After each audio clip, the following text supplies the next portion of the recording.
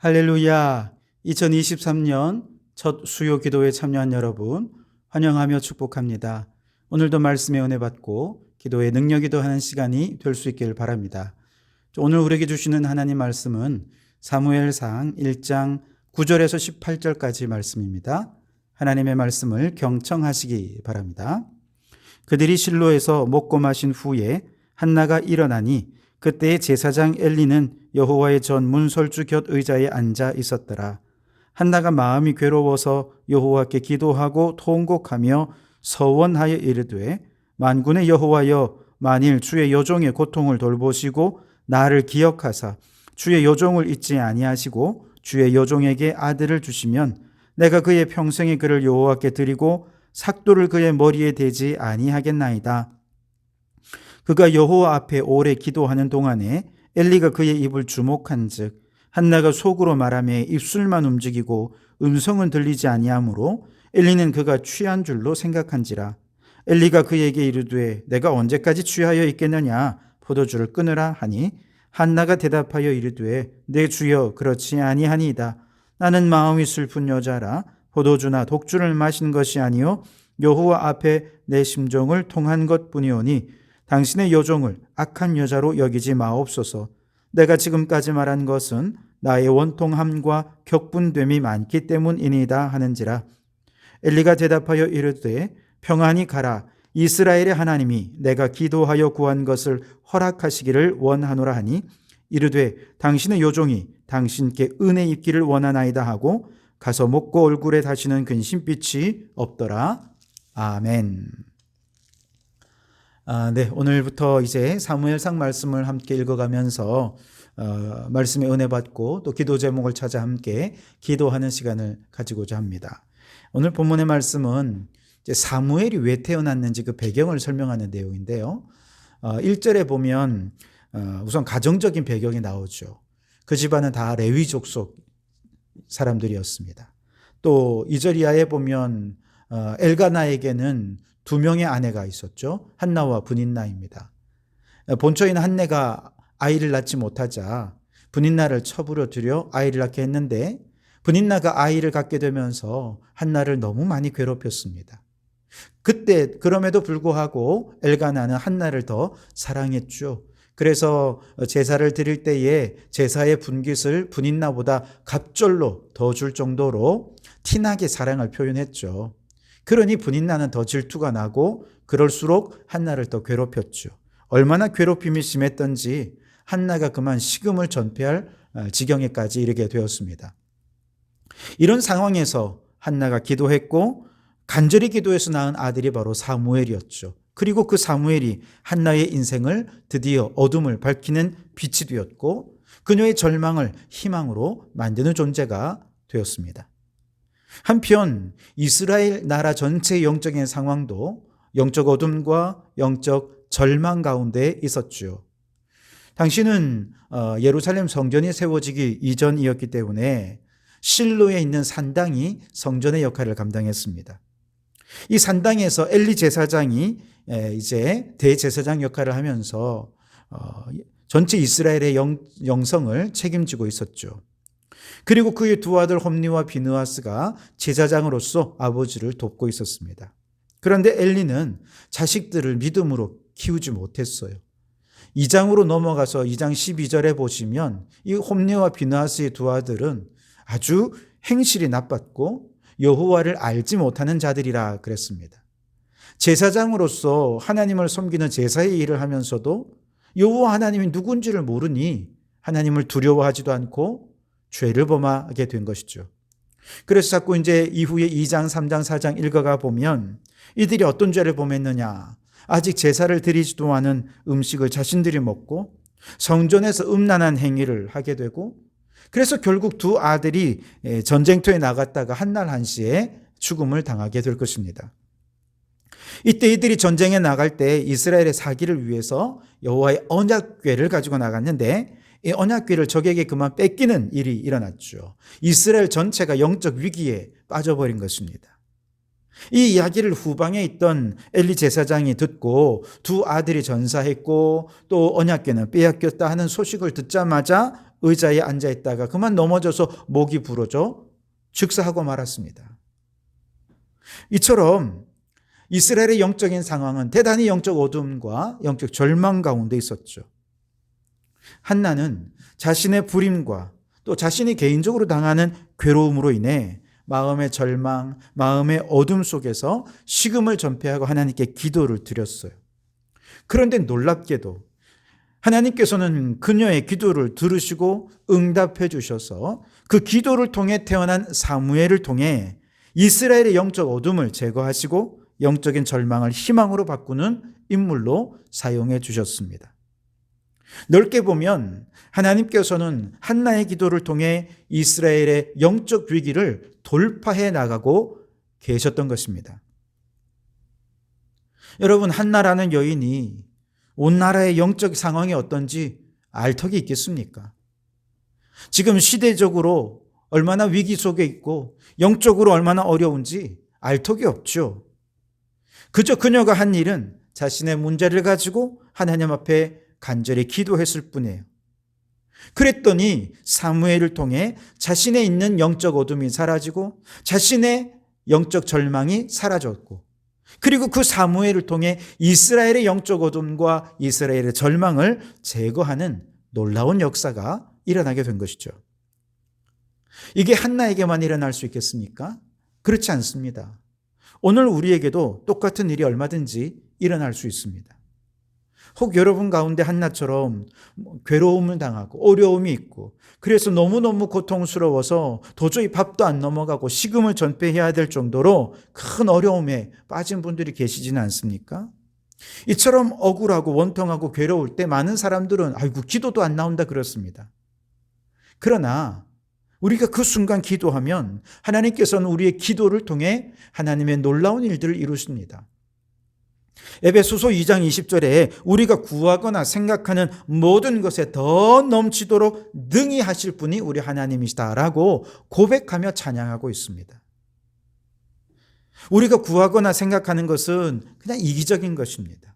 내 문제에 국한된 것일 수 있습니다. 그러나 하나님께서는 나의 보잘것없는 간구를 크게 사용하셔서 우리의 기도가 어느 곳에서든 우리가 알지 못하는 곳에서 나비 효과를 일으켜서 어마어마한 하나님의 역사를 이루게 하시는, 정말 능히 넘치게 하실 하나님인 것을 믿으실 수 있길 바랍니다. 그렇다고 아무 기도나 하나님의 큰 일에 사용되는가? 그렇진 않겠죠. 나비 효과가 그래요. 중국에서 이제 나비가 날개짓 하면 미국 캘리포니아에서 태풍이 일어난다는 게 나비 효과가 아닙니까?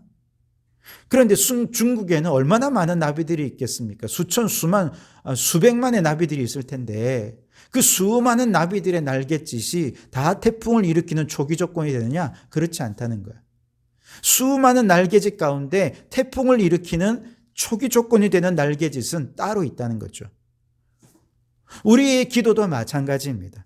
우리가 기도한다고 해서 다 하나님의 위대한 일에 사용되는 건 아닙니다. 그런데 한나의 기도는 구하고 생각하는 이상으로 엄청나게 위대하게 쓰임받았죠. 그렇다면 한나의 기도는 어떤 기도였길래 하나님께서 그 기도를 이스라엘의 영적 어둠을 걷어내는 나비 효과를 일으키신 그런 기도가 될 수 있었을까?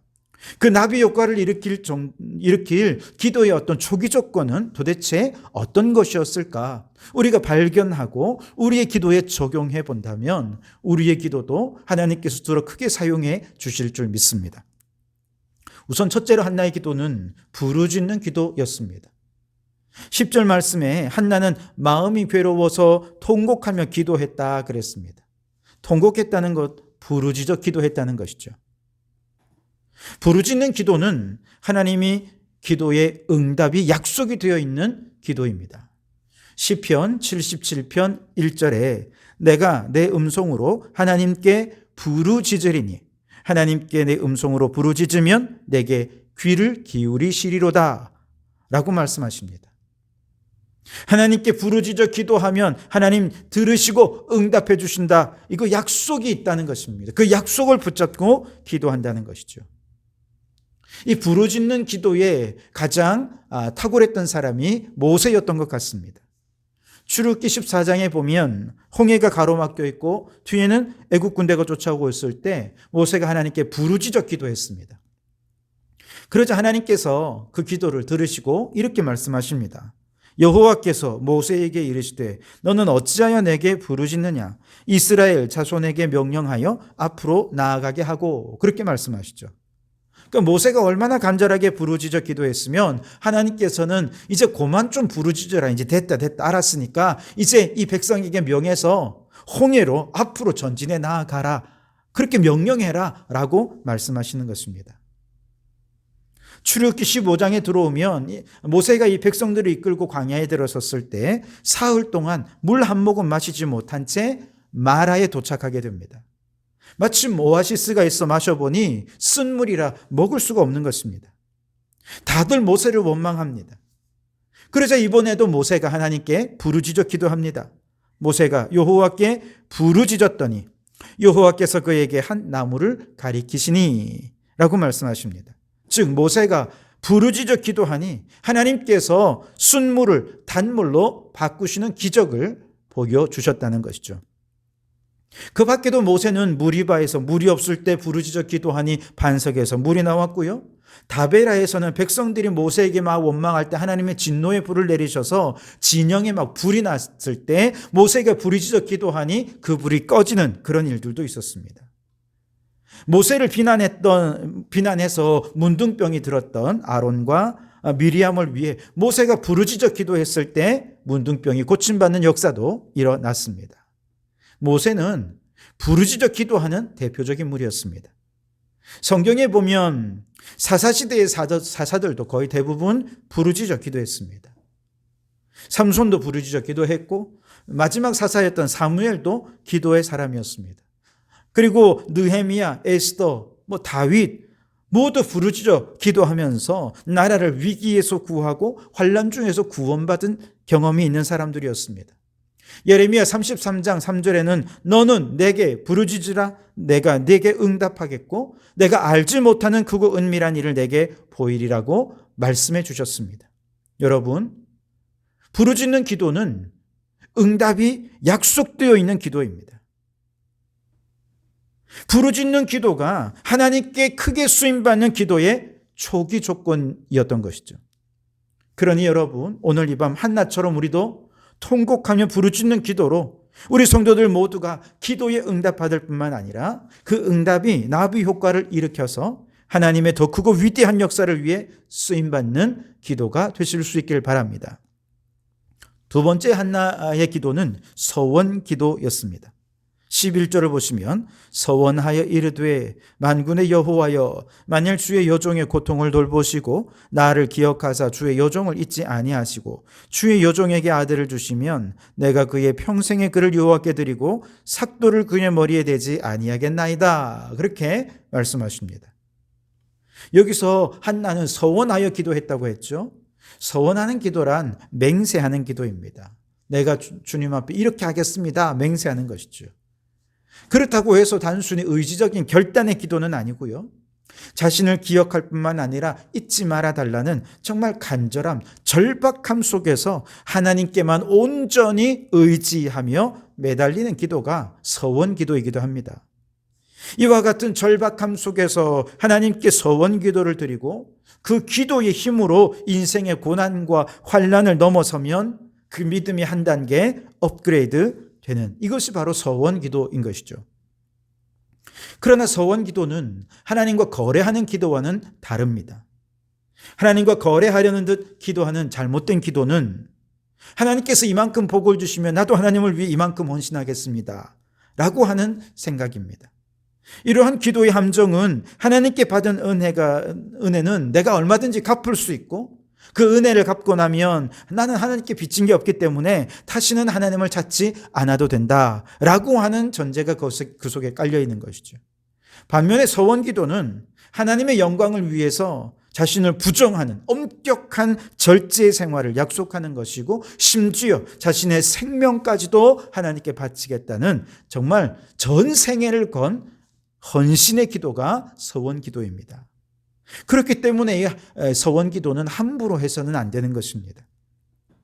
성경에 보면 잘못된 소원 기도로 통곡한 사람이 있어요. 사사기 11장에 입다라는 사사가 암몬과의 전쟁에 나가기 전에 하나님 앞에 소원합니다. 하나님 이 전쟁에서 승리하게 하시면 내가 돌아오는 길에 나를 제일 먼저 영접하는 그 사람 하나님께 번제로 바치겠습니다. 와, 전쟁의 승리가 아무리 절박했다 하더라도 자기 생명도 아니고 타인의 생명, 그것도 누가 될지 모르는 사람의 생명을 마치 도박하듯 하나님께 바치겠다고 서원을 했으니 이거 올바른 서원은 아니죠. 그런데 승리하고 돌아올 때 누가 제일 먼저 그를 반겨 맞았습니까? 그의 하나밖에 없는 딸이 그를 반겨 맞은 것이죠.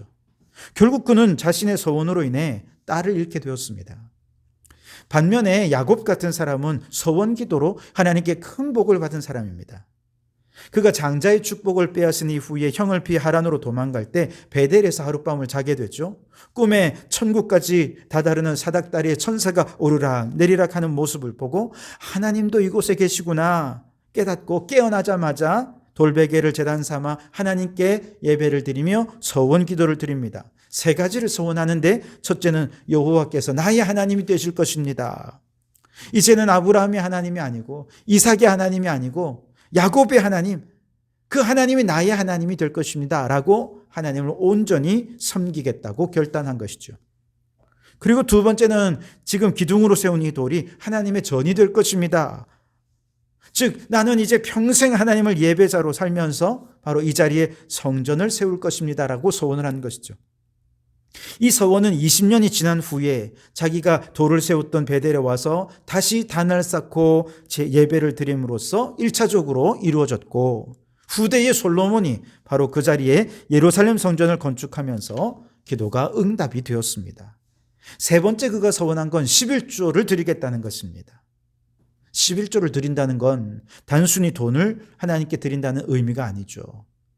이 돈의 주인은 하나님이시고 내 삶 전체가 하나님의 것입니다 라는 믿음의 고백이 바로 11조의 의미지요.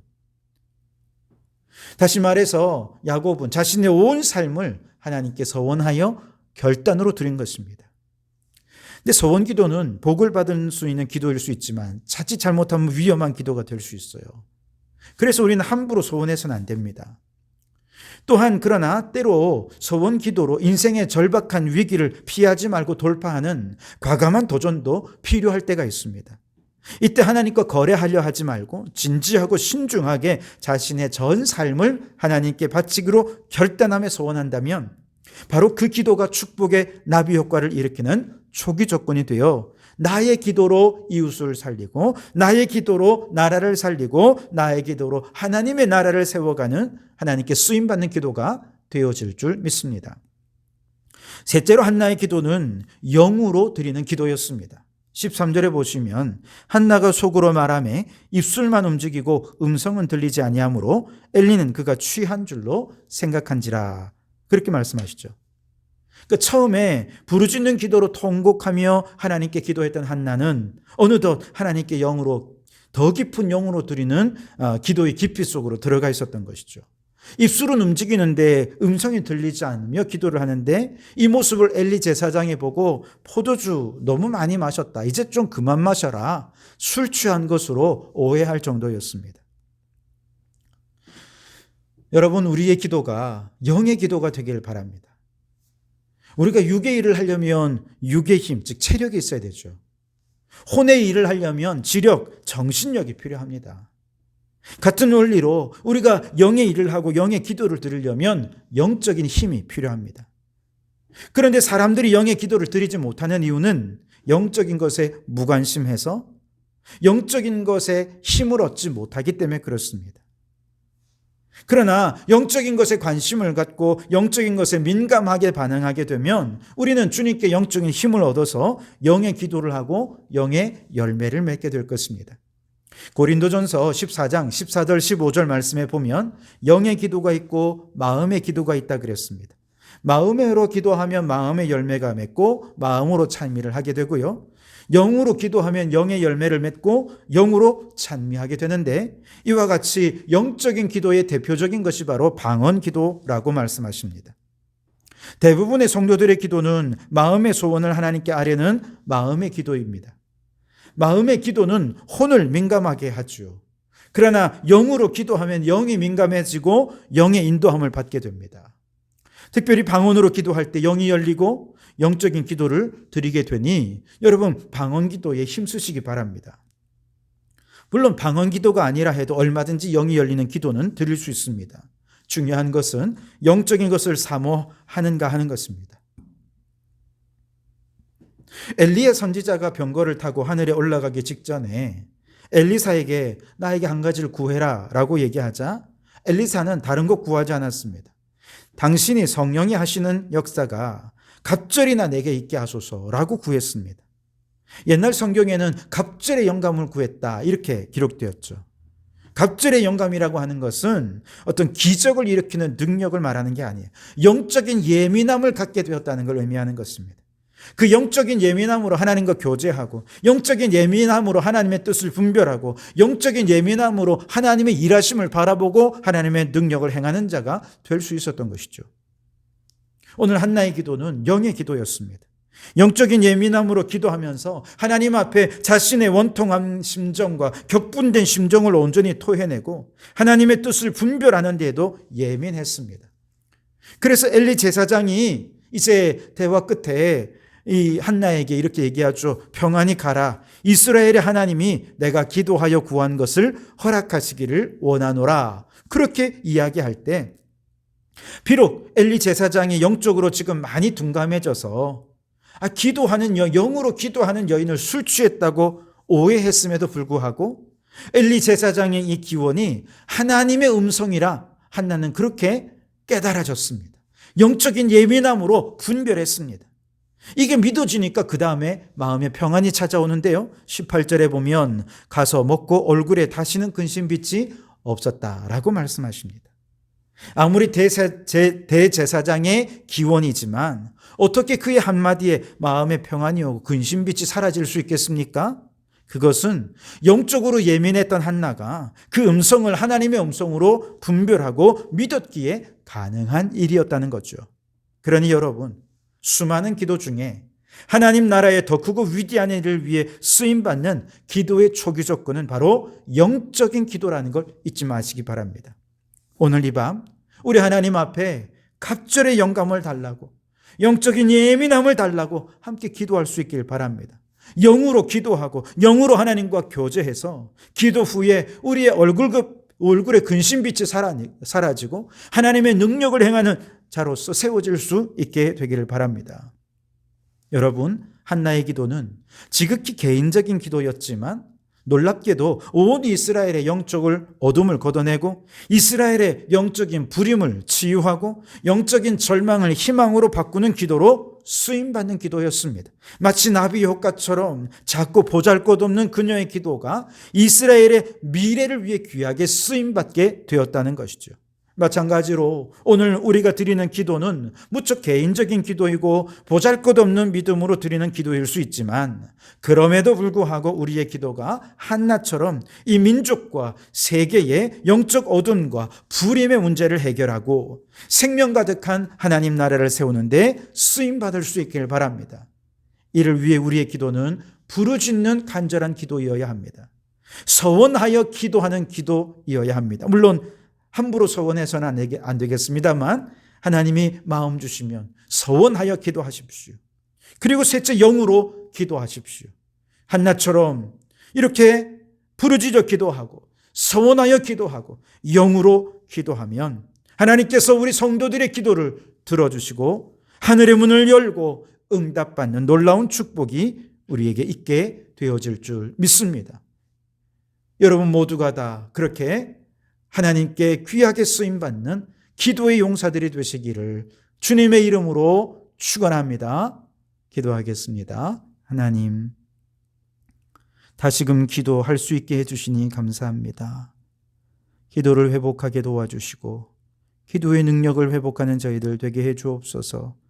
한나의 기도처럼 하나님 나라를 위해 귀하게 쓰임받는 기도가 되기를 원합니다.